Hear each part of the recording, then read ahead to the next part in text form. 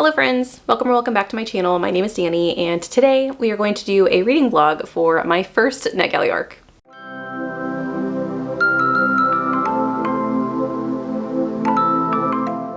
If you've joined me on some of my weekly sprints that I've done, you might have heard me talking about the fact that I just recently signed up for a Netgalley account. It's always been something that I have been a little leery of because I have something in my brain where if somebody gives me like a gift, which I know it's technically not a gift, but you're being given things for free, there is an obligation in my brain that will not go away. And so I've been a little nervous about starting it because I know a lot of people get bogged down with how many arcs that they have and want to read, but also have, you know, their ongoing TBRs, and it's just crazy madness. And so I did finally apply, or I got a Netgalley account and started making requests. I have started slow, which I 100% am on board with how I'm approaching this, but I got my first Netgalley approval and I'm so excited because it is one of the books that I have been most anticipating this year. It is The Scholar and the Last Fairy Door by H.G. Faerie. I absolutely loved The Magician's Daughter. It was one of my favorite books last year, and so having this come out in 2024, I saw it and was like, I'm sorry, yes please. And when I applied on Netgalley, when I got my account on Netgalley, I realized that it was available because I honestly thought it was being published in November, and it's not. It's being published in October. So October 22nd will be the publication date for this book, and I am excited to get to read it before, you know, the general public. So I wanted to kind of commemorate the event of me getting my first Netgalley arc, but also this book has just been on my mind, and so I wanted to do an individual reading vlog for you guys to see what my thoughts are on the book and follow along with me. This will be spoiler free, so if you guys have not read the book, no worries, and shout out to Netgalley and Redhook and Orbit Books for allowing me to have an early edition of this book. I am so grateful. I'll give you guys a general synopsis first, and then I'll go into some of the things I've liked and some of the things I'm unsure of. And I am 30% of the way into the novel, but this is going to be a spoiler-free vlog, so I'm not going to share anything with you that you don't learn pretty early on in the storyline. First and foremost, our main character is Clover Hill, and we start with Clover in a library, and the first line, or the first paragraph of the book, is talking about the 4 most important words that you can be asked, and it is, what are you reading? This book had my heart from the start. You are following her studying at this magical university, and you learn within the first couple of chapters the events that have led her to be here. She is from an unmagical family. Her family does not know or did not know before certain events that magic existed, and so she is definitely a little bit of an outlier at this university studying magic, and so she has become a little bit of a pariah within the first week of her attendance at this university. The events leading up to this were caused by the aftermath of World War I and some, I guess, events that happened before that as well. Clover is from a really small town. Her family is a farming family, and they have not been super well off. Her dad used to be in charge of keeping the farm going and doing kind of the primary caretaking of the family, but he passed away in the middle of World War I. He did not get sent off to war. He just passed away from an illness at home. But the eldest son, who kind of took up the mantle of helping his dad prior to the war, ends up going off to war. And so when the dad dies, everything falls on Clover to take care of her family and provide the means that she is not used to providing as a child. She is 17 years old when the book starts. At the end of World War I, Matthew does come home, but he has been horribly wounded, and it is not a normal injury, it is a magical one caused by fairy magic. Well, the family does not know about the magical world. No one really does, except for certain individuals that have magic in their bloodlines. And so this is kind of a weird situation because the family has to be informed because Matthew has this injury. This injury causes him to act weirdly during certain moon cycles. Because of the danger to the family, they were informed about magic, and Clover makes it her goal to learn enough magic to help Matthew with his injury and help him live a normal life. This leads Clover to Camford, which is the magical institution, and she wants to learn about fairy magic. But she very quickly learns that fairy magic has been outlawed. It's been banned since World War I because of some of the events that happened, and so it becomes very challenging for her to accomplish her goals. On top of that, as I said at the beginning, she is a little bit of an outsider, and so she doesn't have a ton of people to rely on to get this information. However, she is taken in by this group of family members. So family with a capital F stands for the magical families, family that have magic in their bloodline. So she is taken in by some of these people who do belong in the university, and things get a little bit better for her. The three individuals that she meets at this university are Alden, Hero, and Eddie, and I have really enjoyed getting to know their personalities and their character flaws. I think my personal favorite right now is Eddie. He loves botany, and he doesn't care that there's an 8 a.m. class that no one else wants to take because it's really early in the morning. He wants to learn about flora and plants and how everything works, the magical components, how he can make medicines out of it. And it's kind of known as like a silly magic to a lot of people, but he is absolutely enamored with it and doesn't care what anybody else thinks. I love him. Hero is a very vibrant person and is not going to allow people to tell her how she has to dress or how she has to act in this very male-dominant university. She also is on a mission to prove the fact that women can be just as accomplished as men and don't have to follow specific societal paths to be successful in life. And Alden is a bit of a mystery to me. I know that he is one of the family, capital F family members, and he definitely has some interest in fairy magic, but I'm not exactly sure why at this point in time, and I don't know that I will tell you when I find out. But we have a bond forming with these people, and I love a found family. That is one of the things that you will always get me with a book. This does feel very found family. So that's one of the things that I have absolutely loved about this first 30%. Not only though do we have Clover finding herself within this group of young people at a university, which was very nostalgic to see what they do.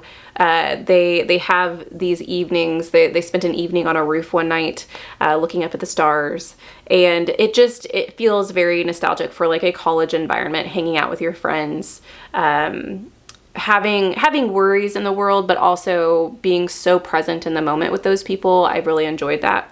But we also have Clover and this conflict that she has because she also really loves her family.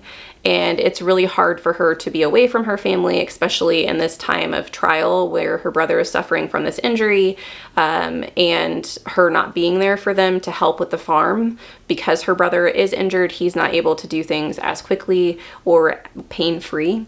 And so she does feel guilty for being at Camford. So we also have this family component with her blood family and her feeling like she is kind of betraying them, even though one of the reasons she is at this university is to try and help Matthew. It's this component that I think makes Clover feel really real to me and not a one-dimensional character. She has so many facets, so many things that so many insecurities, but also this conflict of responsibility, and this also her want of freedom and her want of knowledge, her love of books, and wanting more for herself than what her original allotment in life would allow for. And so I've really enjoyed her character development throughout the story as well. Another thing I've enjoyed about the story so far is the politics surrounding the Fae. So we know that fairy magic is responsible for Matthew's injury, and we know some of the circumstances surrounding what happened, but a lot of the knowledge has been hidden away. And the school, the families, the kind of drama surrounding the secretiveness of these really powerful beings and powerful magic that used to be free for all to know, I have found I like that component. With that, there is something specific that Alden and Clover and Hero and Eddie decide to explore and try and figure out. So there's this mystery that they are trying to solve within this university that obviously does not want them to have this information, and I've enjoyed that as well. Them trying to come up with a plan and find this information and share it with each other. They each have their own kind of specialties in education, and so it's intriguing to see how all those puzzle pieces have fit together. I've liked that as well. And then, of course, the last thing I'll mention is H.G. Perry's writing.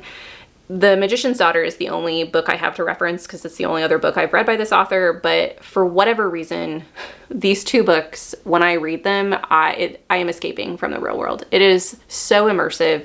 It's very nostalgic as well, even though I've never read this book before. It just makes you feel at home, and it is cozy with high stakes.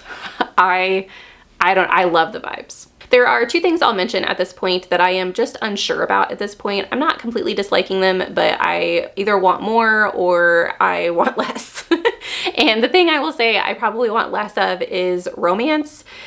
Not that there's been a ton of romance, but there have been like certain hints of people noticing other people, or like the look of someone's frame or whatever. And I feel as though there have been enough subtle hints that there will eventually be a romance evolving, and I don't know that I need it. I kind of just want them all to be friends. So I don't know. We'll see how it goes, and what ends up happening in the end.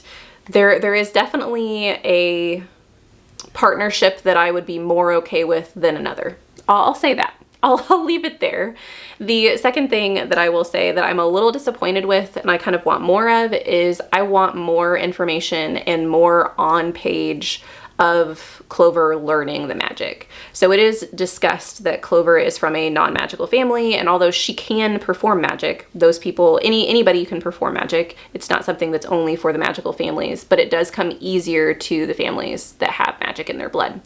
And so she has to work really hard. And at the very beginning, we have a scene, a very simple spell, where she is tying a knot and making it a knot that will not untie. And it has to do with hand movements, and you have to be very precise in your muscle coordination and how you're holding your hands. And I really liked her digging into that and having to practice over and over and over again for such a simple spell. And it is stated in the rest of the novel that she has continued to have this trouble and have to work really hard for something that someone else doesn't have to work super hard for, but we don't see a lot of it on page, and I would like to. I know that she loves to study. I know that she loves learning, and we have her having these nights of study in the library and discovering these things, but we don't ever see her developing these different spells that she's using. We only got that one scene at the very beginning. So I hope that that changes, and I hope we get more of that, but I'm not saying that that would completely change my viewpoint of the book. It is just something I would like to see more of. So I will let you guys know when I get to 60% what my thoughts are then.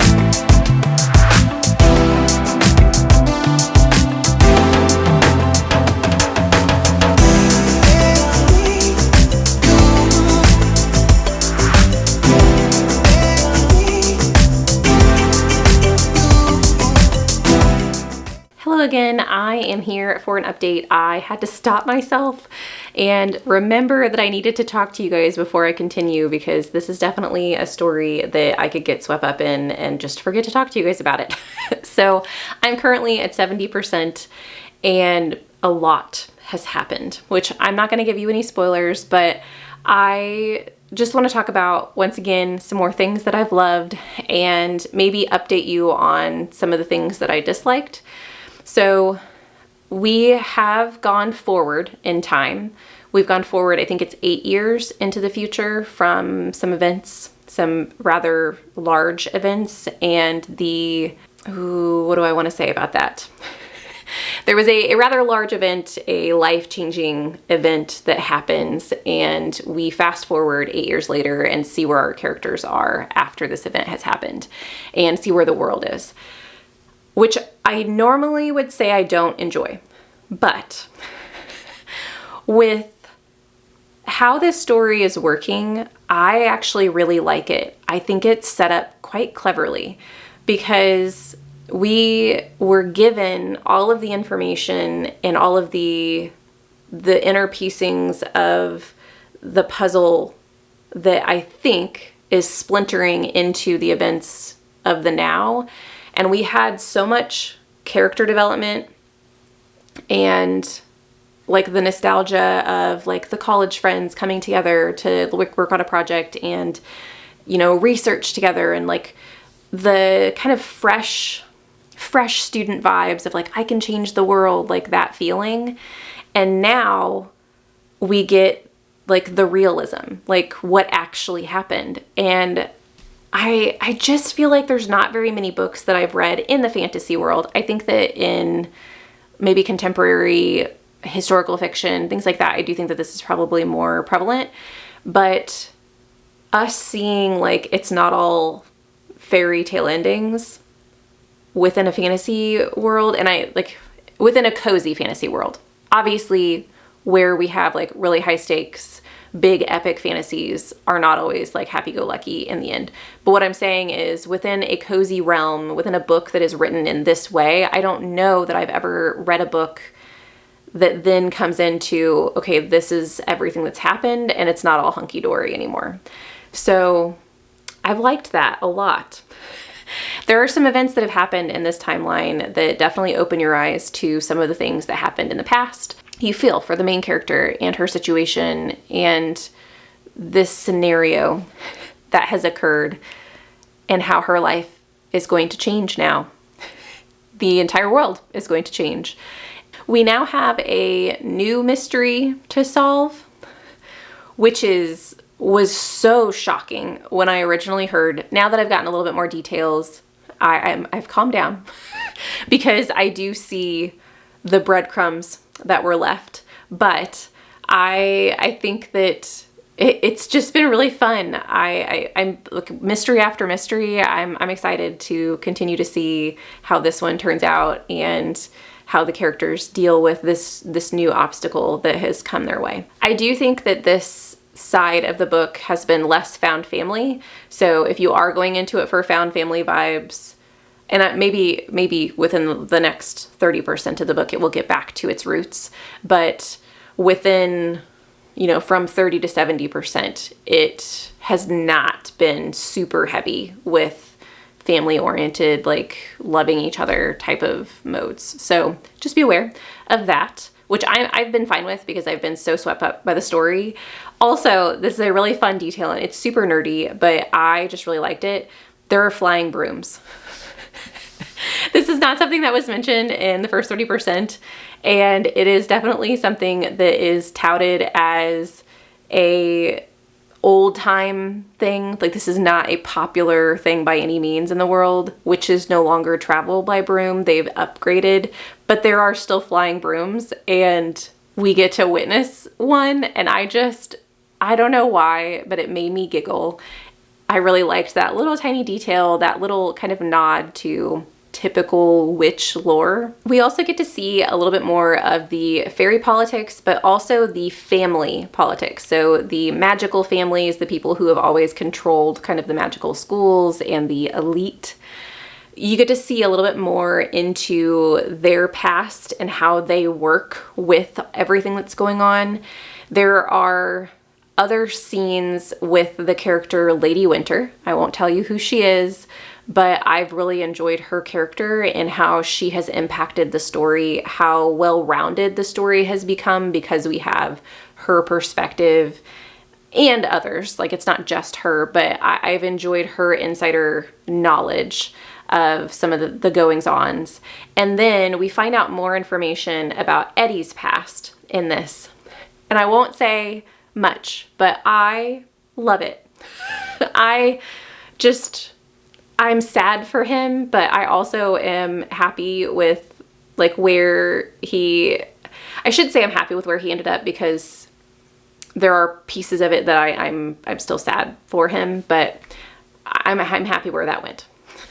That's all I'll say. I know that's like super cryptic for you guys, but I don't want to give anything away, but I freaking love Eddie, and I love his little cottage and the person who lives there with him and his little dog. I'm excited for more of Eddie. I do think that a lot of the storyline that I'm getting now, and maybe that's why it's less found family, is very action-packed, and we're constantly on the move and we're going to the next thing, and there's all these events that are happening, and it feels like I'm amping up for, you know, these bigger events that are coming up. So I am excited for the pacing that has happened, the pacing change that has happened from the first part of the book to now. The romance, which I talked about in the very beginning, was something I was a little hesitant about. I do like where that's gone. I'm not going to give you any details because I don't want to spoil what happens for you guys, but I have enjoyed the developments that have happened with our characters. And then the one complaint I had at the beginning that I still have now is that I want to see more of the spells, which I don't think we're going to get to see at this point in time. We get to see more spells, but we don't get to see the learning of the spells, which is the part that I really wanted to dive into. You get to hear about her studying, but you don't get to see it on page. And so it does feel very instantaneous that she's all of a sudden just good at magic. So that is my update for 70%. At this point, this feels like a 5-star read for me. I don't know if it's going to by the end, but throughout this entire 70, like the 30%, the 70%, I have 5-star vibes, and I love reading this. This is my nighttime read. So before I go to bed, I will read, 5-10 minutes of this book, depending on how tired I am. And I love it. It's very cozy, but it still has very high stakes, and I'm excited to figure out what happens.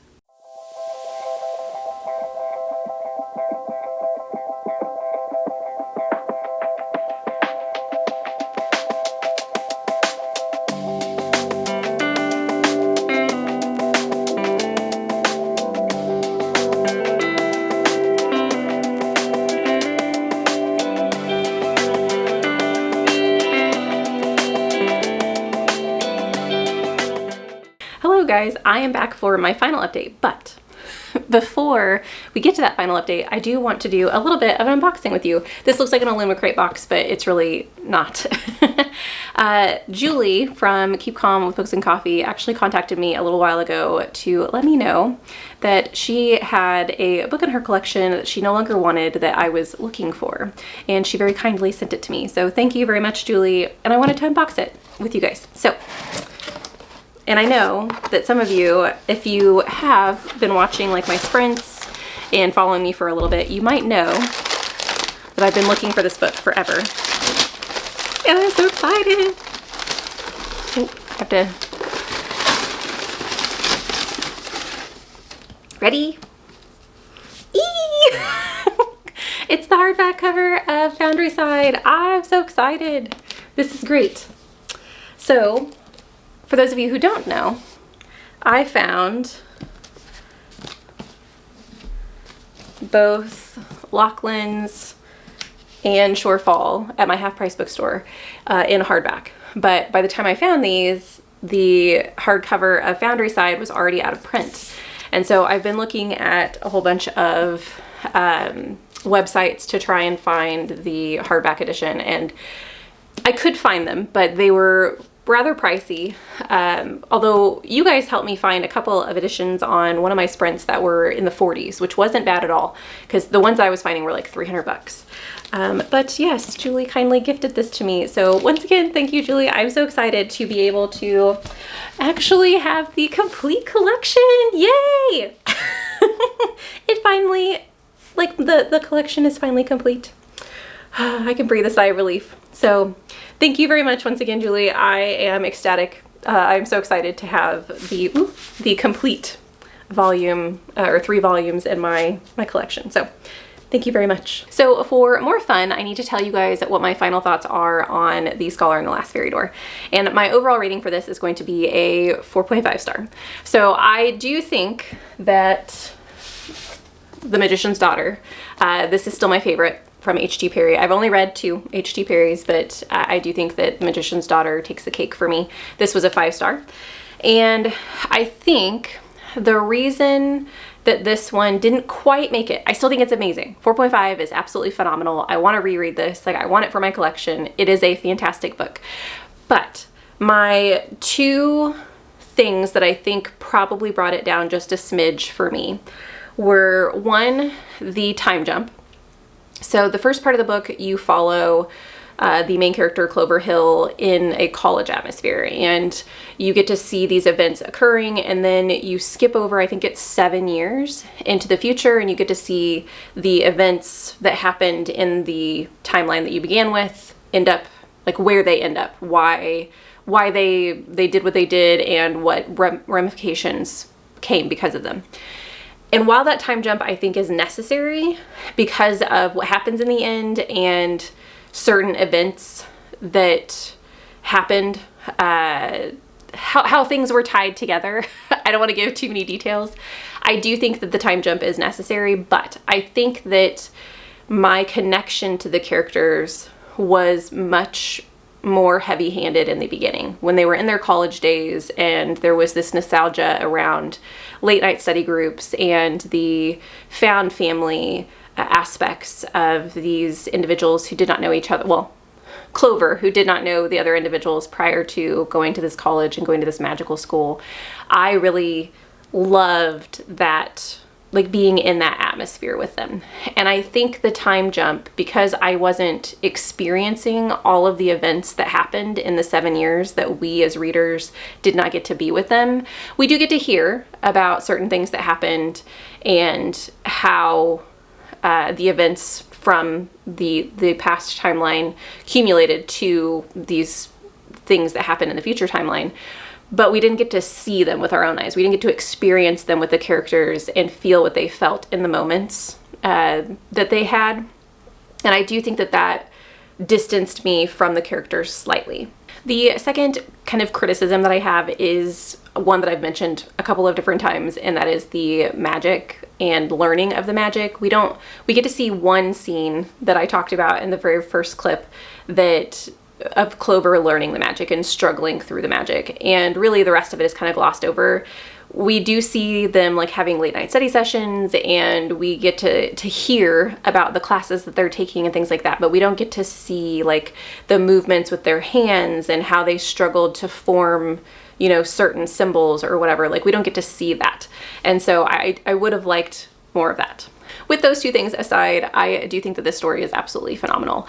The ending is explosive and bittersweet. I really appreciated where Clover ended up and the conversations between her. Well, there's a lot of conversations at the end of the book, but her and her brother have a conversation at the end of the story about home. And I really appreciated where her mindset ended up at the end of this story. I also like the theme of change in the book, and that could be societal change, it could be change within like your location, it could be change within your path, like your career path. I liked the themes of that throughout this story as well. There were also some really fun moments at the end where you get to see the events that occurred before the breadcrumbs that were laid come to fruition, and like a little light bulbs would click with how certain things ended up, which I thought was very fun. I absolutely adored Eddie and Lady Winter. They are my two favorite characters. I like Clover as well, and I like Hero. Like, I mean, there's so many characters in the story to like, but Eddie and his fascination and obsession with botany and plants and the magic within like the world around us is just so cute. And he's also just a cinnamon roll, so he's gonna have my heart. And Lady Winter, with her being kind of the quintessential old hag, or the witch that is kind of reclusive, and you get to see a little bit behind the curtain with her at the very end of the story and how her past comes into play, and she's just fiery. I would have liked, we don't see a lot of her character, but I loved every page that I got to spend with her. The last thing I'll say is that I really appreciated how the book ties together things with the Fae and the human world at the end of the story. I won't tell you how or, you know, what happens, but I think that the author does a really good job of allowing the reader to see both sides of the world, I guess, both sides of magical society. And I liked to be able to essentially discuss villainhood and whether or not there really is ever a villain, or if there's always reason for what's happening, whether or not the reasons are good or bad. I don't know, like, I appreciated that as well. A 4.5 for me. Once again, I want to own this at some point in time. I want to add it to my collection. It needs to sit right next to The Magician's Daughter, and I absolutely plan on picking up H.G. Perry again. The writing style in this book is so my thing. Both books that I've read by H.G. Perry, I have just felt at home. Even though I've never read the stories before, I've never read this author's writing before, they make me feel like I have lived in the world forever, and that it's very cozy, even though there are some really high stakes. So definitely one I would recommend picking up. I hope that you guys enjoyed this review. If you have questions or if you want to talk spoilers, let me know and I would be happy to provide you with that information. Once again, another thank you to Netgalley, Redhook, and Orbit for allowing me to have an advanced copy of this. This book comes out on October 22nd. You guys should definitely check it out. Thank you so much for watching this video. I hope you have a lovely evening, and I'll see you in the next one. Bye.